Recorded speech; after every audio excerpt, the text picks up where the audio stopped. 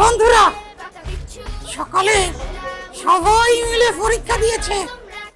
সেখান থেকে 100 জন বাছাই করা হয়েছে দ্বিতীয় ধাপের জন্য। আর ওরা এখন এই কক্ষে বসে আছে। চলো ওদের সাথে কথা বলি। এসো। বাংলা ভাষা। কেমন আছো তোমরা? আমার নাম জ্ঞানী, তোমার নাম কি? এখানে তো অনেকজন। আমাদের পরীক্ষা কি শেষ হয়ে গেছে? দ্বিতীয় ধাপ শেষ হয়ে গেছে, দ্বিতীয় ধাপ এখন হবে, তাই তো? মনোযোগ দিয়ে দাও। আর আমিও গিয়ে একটু পরীক্ষা দেওয়ার প্রিপারেশন নেই। তোমার নাম কি? আতিশা। আতিশা অর্থ কি?